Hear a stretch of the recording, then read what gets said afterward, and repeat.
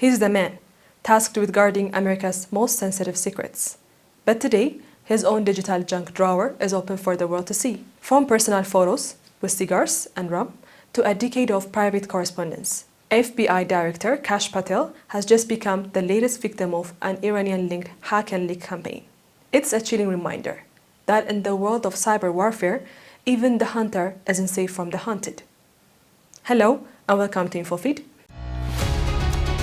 Just yesterday, the impenetrable reputation of the Federal Bureau of Investigation faced a humiliating public challenge. An Iran-linked hacking group known as the Handala Hack Team announced they had successfully breached the personal email account of FBI Director Kash Patel by releasing a trove of private photographs, personal correspondence, and a detailed work resume. The group aimed to prove a singular chilling point. In the digital age, no one, not even the director of the FBI, is beyond reach. They didn't just claim a hack, they mocked the agency. Noting that the man who saw his name displayed with pride on the FBI's headquarters would now find it on a list of successfully hacked victims. To prove their claim, the hackers published a collection of personal photographs. These weren't official portraits, they were candid moments. Patel smoking cigars, posing with an antique convertible, and taking mirror selfies with a large bottle of rum. Alongside the photos, the group leaked a sample of over 300 emails. The correspondence, dating between 2010 and 2019, appears to be a junk drawer of life, travel plans, personal business, and mundane interactions from his time before leading the Bureau. The Bureau was quick to issue a statement, confirming the target but downplaying the damage. They asserted that the data was historical in nature and contained no government information, assuring the public that all necessary steps were taken to mitigate risk. Why now? Handala claims this was a direct response to the FBI's recent success in seizing several of their domains and the 10 million bounty placed on their members' heads earlier this month. The hackers also tied the leak to the sinking of the Iranian Navy frigate IRIS Dana on March 4th. In their view, this wasn't just a hack. It was a strike back at the American empire.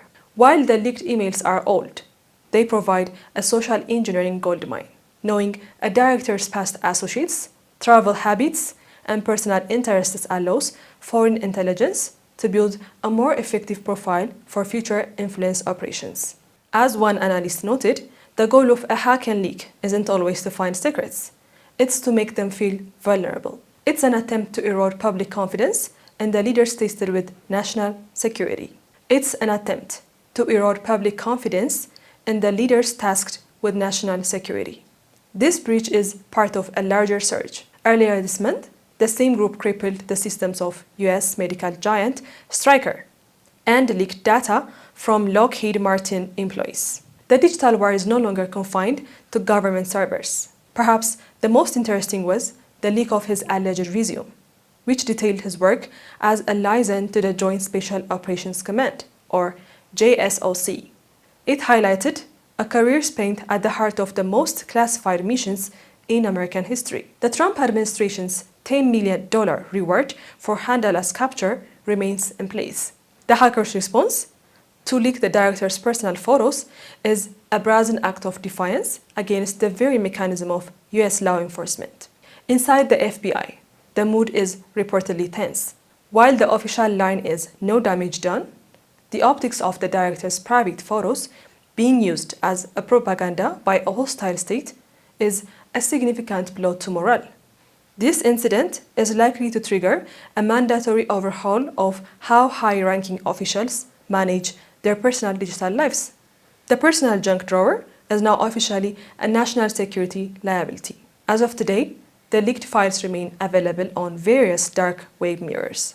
The director continues his work at the J. Edgar Hoover building, but the digital ghost of his past, cigars, cars, and rum, now follows him into every classified briefing. In the wake of the leak, Kash Patel has lashed out at what he calls the weakness of the deep state's digital legacy, criticizing the very systems he now oversees for failing to protect even the most basic civilian tire data.